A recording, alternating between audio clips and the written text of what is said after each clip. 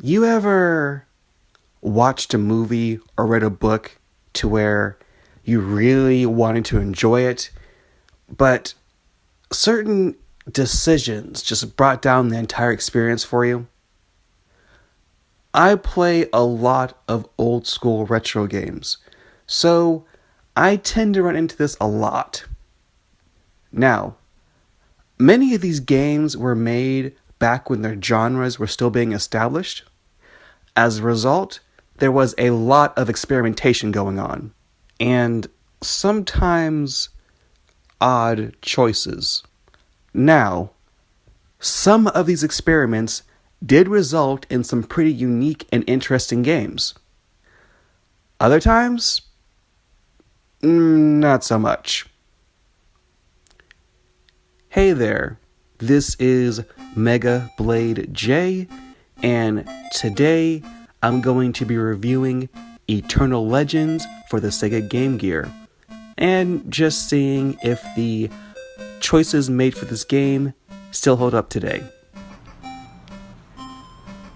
Eternal Legend is a classic Japanese role-playing game for Sega's underrated handheld, the Game Gear. It was made by a company called JAM, or Japan Art Media, and was published by Sega in 1991. This makes it the first JRPG on the system. It was somewhat difficult to find info on JAM. From what I could find, it seems they have been around since the days of the Super Nintendo and are still making games today, mainly for iOS and Android. Some of their most notable past works include the Aretha series for the Game Boy and Super Nintendo. They also helped to make a few Lunar games and Sega Ages on the PS2.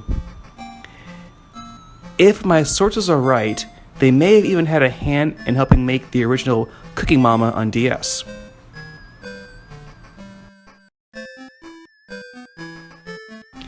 In Eternal Legend, you play as Arwen, a young man traveling with his treasure hunter mentor. One day, while exploring a cave, his mentor dies and leaves Arwen with fulfilling his dream, finding the legendary city of the gods, Millennium. After doing a bit of investigating, Arwen discovers that to find the legendary city, he has to collect 9 magical golden knives. Once brought together, they will point the way to Millennium and its untold riches. His path now set, a magical amnesiac girl, and a justice-seeking swordsman by his side, he sets off to collect the golden knives and find the lost city of the gods.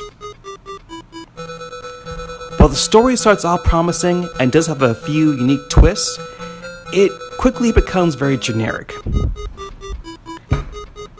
It's interesting enough to keep you going, but it basically boils down to spunky young teens with zero personality trying to collect magic MacGuffins before an evil empire can. Same thing you've seen a million times in other JRPGs.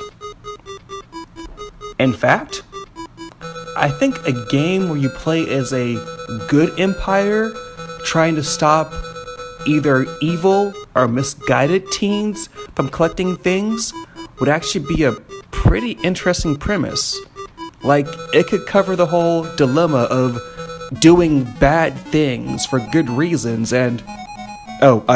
I'm sorry, this game's story is so generic, it's making me think of better plot lines.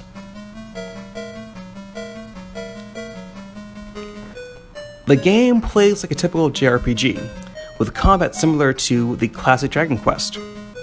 It's in first-person view, turn-based, 3 party members at a time, and you can use a mixture of physical and magic attacks to dispatch your foes. One thing that does make it very unique, though, is the inclusion of a basic monster battle system. Along your journey, you will collect items that when used in battle will summon a monster to your side.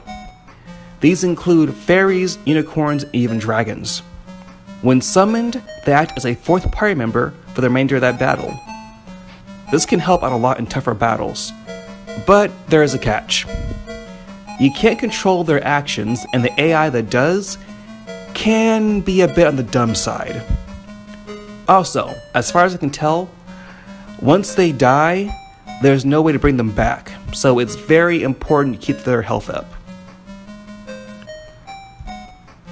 Being an old school JRPG, there are some issues that were quite common for that time. One of the most annoying, though, is that of the menu system. Buying, selling, and equipping items is a major pain in the butt, mainly due to the number of menus you need to go through. This becomes especially annoying when trying to buy or equip items. You can't tell what items do before you buy them because they have crazy made-up names and no descriptions. Same goes for equipment. You can't tell if something you want to buy is better or worse than what you already have.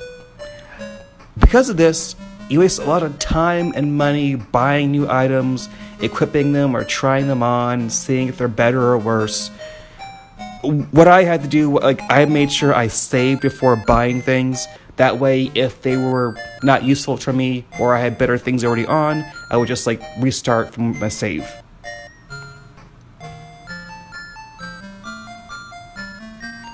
Like many role-playing games of the time, the game is padded out with stupidly high encounter rates. Sometimes, you can only take 1 or 2 steps before being put into battle again. In fact, the encounter rate was so freaking high, the group that did the translating for the game was gracious enough to add in the ability to disable battles. It is a freaking godsend, and I really feel that all turn-based RPGs should have this ability just built right in. While being able to skip fights is an absolute blessing, it's also a bit of a double-edged sword. Equipment and items in this game are very, very, very expensive, and it takes a long time to grind for the money needed to buy them. Mainly because you barely get any money from killing monsters. You move at a snail's pace, which makes traversing the large overworld a bit of a chore. Fortunately, once again, the translators come to the rescue and added in the ability to run and speed up certain slow-moving cutscenes. I noticed that this game looks very similar to another Game Gear role-playing game, Moldarian, Sisters of Light and Darkness. It's very possible that this is made by the same people, but it's hard to tell.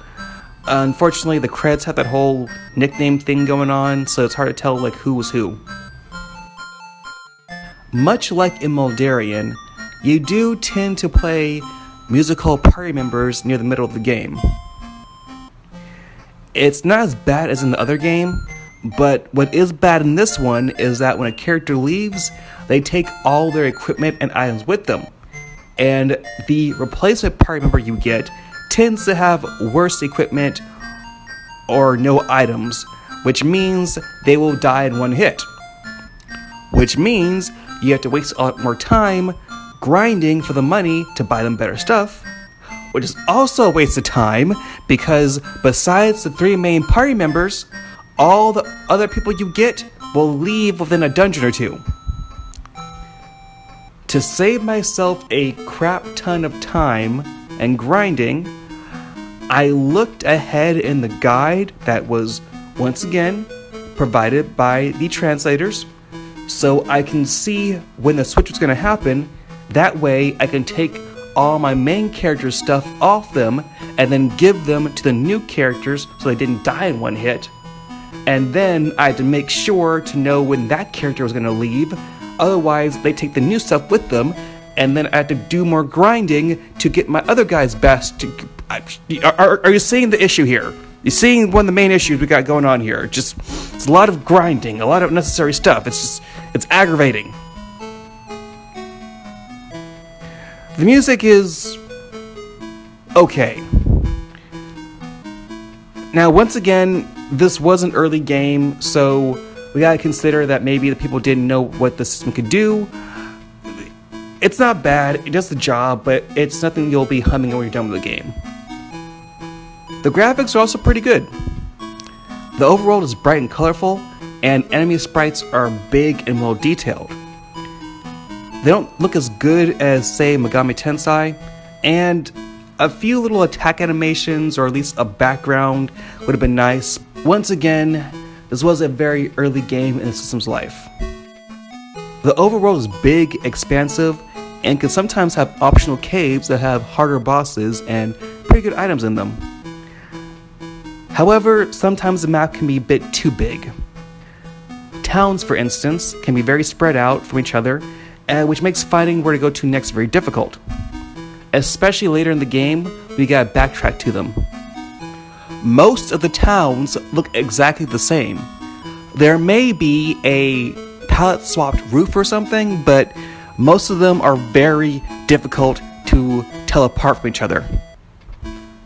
It would have made the towns easier to tell apart if they had, say, changed some of the houses or given the NPCs different clothes or something. You do eventually get the power to teleport, but once again, there is a catch. The items you use to teleport don't say which area they bring you to.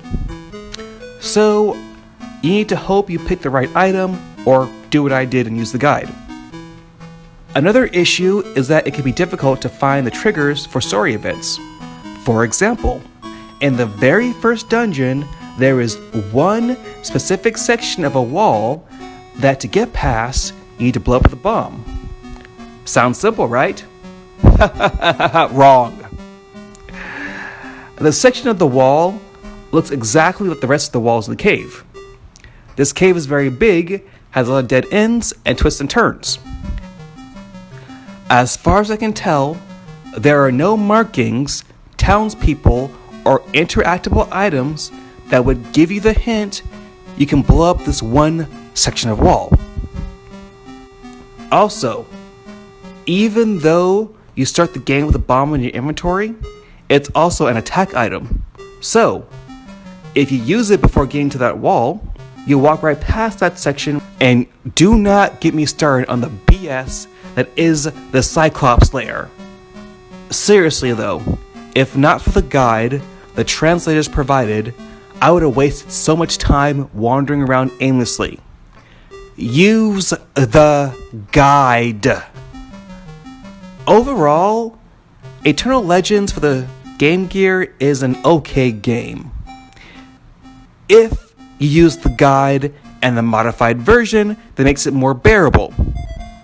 If you played the original version without the guide, then you're going to be frustrated as hell. It felt like a roller coaster playing this game. Every time I started to like it, a new, odd design choice would pop up and make me frustrated with it again. Like I said before, I love playing retro games, and understand that many of their faults are a product of the time. Heck, sometimes those faults give a game its character. But most of this game's design choices just baffle me, and just seem to be there just to waste your time. The slow movement speed and high encounter rate slow down the game to a crawl. Navigating menus and items is repetitive and annoying, and it can be very difficult to figure out where to go to next or how to trigger the next part of the game. I feel that there is a good game somewhere here. It's just buried beneath odd choices. Like, honestly, this would be a good game for a remake. You know, add some personality to the main cast. Make each town and their NPCs more distinct looking, and like less random encounters, and this would be a good game.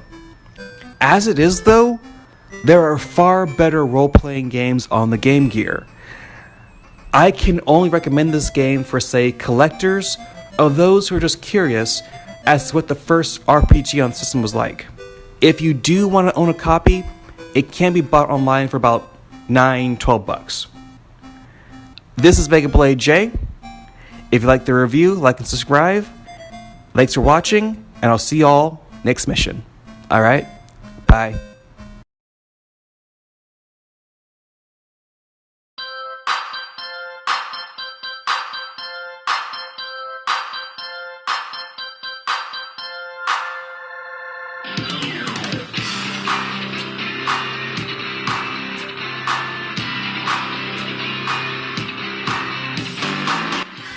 Most of the towns look exactly... Dry throat. Well, big... Hey! I'm trying to record here. Quiet. Shush. Dogs. Never get chihuahuas. A young man traveling with his treasure hunter... Blah. Blah, blah, blah, blah. Blah. Blah. Blah. Blah. Oh. And don't even get me... Oh. And do not get me started on the BS that is the Cyclops' Angry!